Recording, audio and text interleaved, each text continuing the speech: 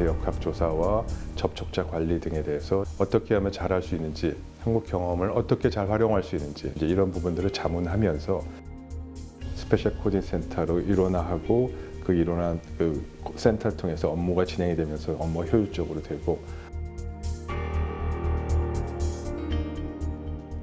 이번 코로나19 이 자문관 파견 온 걸 통해서 진정한 친구가 누구인지 알았다. 뭐 그런 표현을 할 정도로 굉장히 과분하게 칭찬을 받았고요.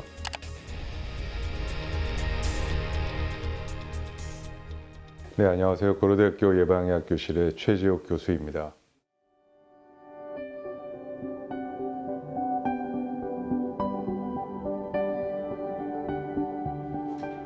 우즈벡 정부에서 공식적으로 한국 정부에 코로나19 대응을 위한 국가자문관 파견을 요청했고요. 그 와중에서 제가 좀 갔으면 좋겠다라는 요청이 공식적으로 있었습니다. 그래서 우즈벡 정부, 한국 외교부, 그리고 우즈벡 소재 한국 대사관, 또 코이카 등이 같이 노력을 해주셔서 제가 공식적으로 국가자문관으로 파견을 가게 되었습니다.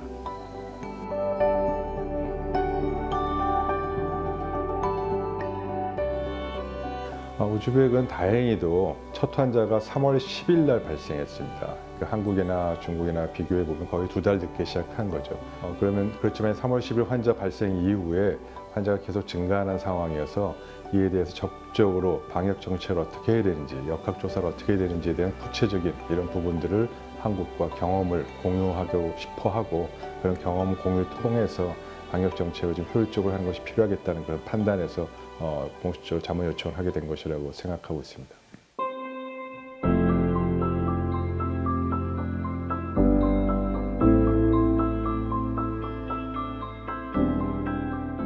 처음에 가서 바로 제가 건의 자문을 해서 했던 것 중에 하나는 총리실 산하에 내각이죠. 내각에 코비드-19 대응 태스크포스가 있긴 했는데 주로 장차관들이 모인 자리였고요. 그것보다는 좀 더 기술적, 그다음에 과학자들이 모인 이 코비드-19 이 대응 이런 과학위원회가 필요해서 그 부분을 제가 제안을 드려서 총리실의 보건부 장관 산하에 같이 만들었습니다. 그래서 처음에는 이제 모든 분들을 개별적으로 제가 접촉하는 것이 좀 쉽지 않잖아요.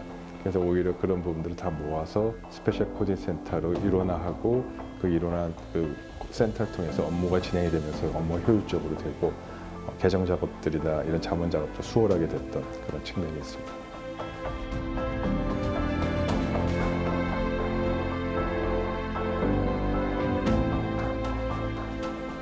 아시다시피 우리나라도 이 질본이 갖고 있는 코비드-19 대응 매뉴얼이 7.4판까지 나왔고요. 지금 더 업데이트돼서 거의 10번 이상 개정 작업이 있었습니다.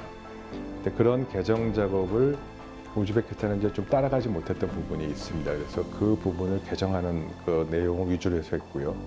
이 코로나19의 대응은 환자 관리, 진단, 접촉자 관리, 격리자, 그다음에 병원에서 어떻게 환자를 분류할 것인지, 생활치료센터, 치료는 어떻게 하는지, 약물은 어떻게 사용하는 것이 좋은지 굉장히 많은 하부 규정들이 있습니다. 그런 각각의 세부적인 하부 규정들을 코로나19 대응 그 매뉴얼도 있고, 또 우리나라 의사협회나 전문가 단체가 만든 각종 권고 기준들이 있습니다. 그런 권고 기준들을 모두 보고 그 중에서 우즈베키스탄에 당장 시급하게 해야 될 부분들을 골라서 그 부분에 해당되는 것을 세부 매뉴얼들을 번역하고 또 우즈벡인이 갖고 있는 매뉴얼과 비교해서 업데이트를 하고 하나씩으로 해서 하나씩 정리하는 작업이 있었고요.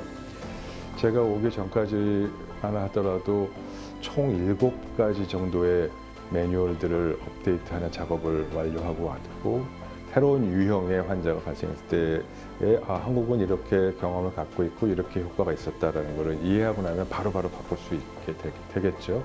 그래서 초기에는 이제 그런 이해하는 과정에 조금 시간이 걸렸습니다만 일주일 정도 지나고 나서부터는 그 부분에 대해서 저희가 협의하는 대로 바로바로 개정 작업이 이루어지고, 아까 말씀드린 스페셜 코디네이션 센터에서 업무가 효율적으로 진행이 되면서 다양한 업무들이 좀 신속하게 개정 작업, 또 필요한 자문 작업들이 이루어질 수 있었습니다.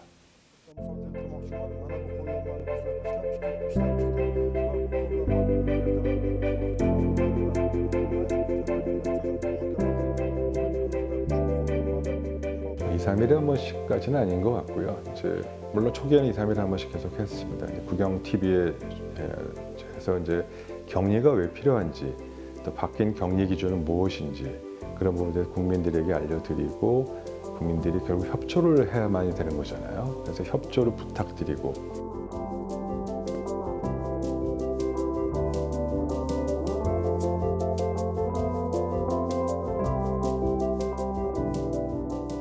우즈베키스탄이 여러 나라의 국가자문관을 좀 보내줬으면 좋겠다고 요청을 한 모양입니다. 근데 그 와중에 한국이 일주일 만에 이 자문관 파견이 가능하게 돼서 굉장히 빠르게, 그리고 여러 가지 어려운 점이 있었음에도 불구하고 자문관에 오게 된 거에 대해서 굉장히 고마워하고, 총리가 그런 말을 공식적으로 여러 번 했습니다. 방송을 통해서도 했고 개인적으로도 이번 코로나19 이 자문관 파견 온 걸 통해서 진정한 친구가 누구인지 알았다, 뭐 그런 표현을 할 정도로 굉장히 과분하게 칭찬을 받았고요. 대통령이나 총리나 많은 장관이 대사님한테도 감사 편지를 보내고, 한국 강경호 외교부 장관에게도 대통령이 직접 감사 편지 보냈다는 그런 이야기를 나중에 듣고, 이게 참 굉장히 큰 일인가 보구나, 그리고 의미가 있는 일인가 보구나 하는 생각을 저도 갖게 됐습니다.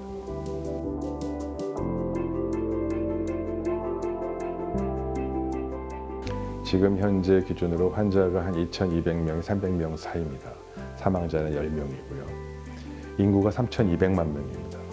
또 아시다시피 여러 가지 방역 정책이나 역학조사나 여러 가지 사회적 인프라 부분들이 좀 우리나라에 비하면 좀 어려운 상황에도 불구하고 강력한 이런 선제적 조치 등을 통해서 환자가 2,200명 정도로 이렇게 잘 유지할 수 있었던 것, 그리고 사망자가 10명 정도로 이렇게 낮출 수 있던 것은 많은 사람들이 같이 동참했던 결과라고 보이고요.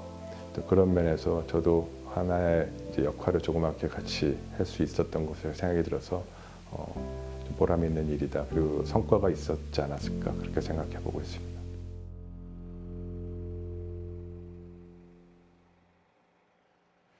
네, 아직 코로나19 사태는 완전 종식된 것이 아닙니다. 다 아시다시피 이 백신이 개발되기 전까지는 어쩔 수 없이 제2의 코로나19 감염 혹은 제3의 또 다른 코로나19 감염 사태가 생길 수 있습니다.